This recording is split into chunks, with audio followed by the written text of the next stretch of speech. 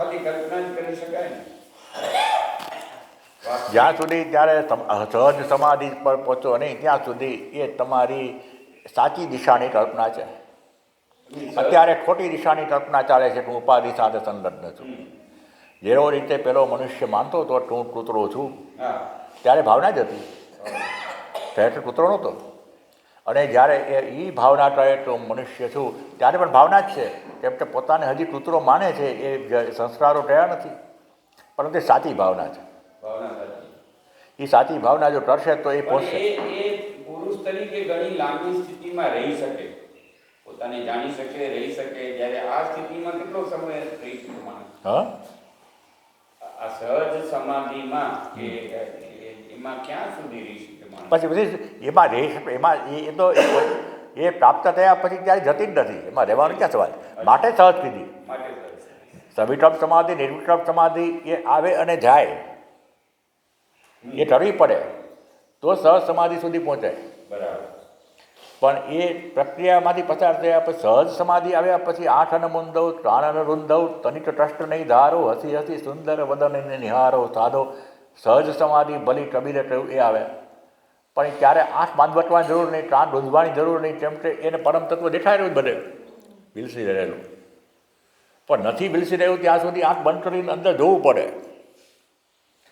માટે માંડોકી ટ્રાય કરે તત્વમ આધ્યાત્મિકમ દ્રષ્ટવા તત્વમ દ્રષ્ટવા તુ બાહ્યત તત્વિભૂત તદા રામ તત્વાત અપ્રચ્યુતો ભવેત.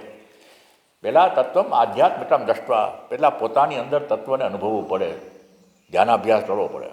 તત્વમ દ્રષ્ટવા તુ બાહ્યત, પછી બહાર તત્વ દેખાય.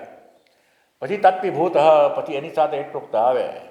તદા રામ, પછી એમાં જ મજા આવે.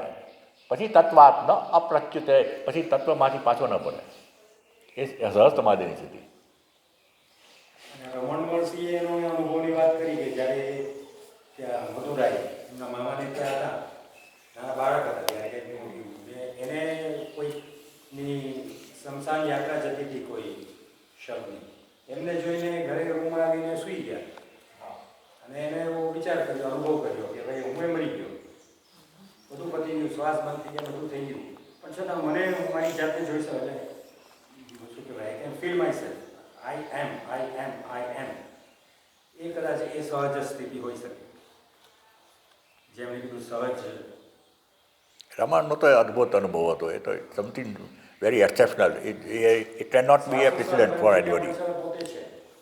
એને સ્મશાન યાત્રાએ જોઈ નહોતી, એને કાંઈ નહોતું. એને તમે આવો વાત નથી, સ્મશાન યાત્રા નહોતી જોઈ, પણ કાંઈ નહોતું એને. He was fully healthy person. પણ એને લાગે છે ત્યાં મૃત્યુ આવી રહ્યું છે, સડનલી એને લાગ્યું.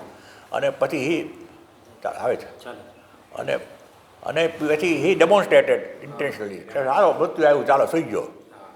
પછી બધા અંગોને એકદમ સ્ટીફ કરી દીધા. પછી એ વિચાર્યું કે આ શબ્દને હવે લઈ જશે અને બસ બાળી નાખશે. પણ આઈ એમ ધેર, હું તો ક્યારેય જવાનું નથી, એવો એને અનુભવ થયો. અને હી એ વોઝ એસ્ટાબ્લિશ્ડ ઇન ધેટ. ત્યારે પછી એમાંથી એ બહાર નીકળતા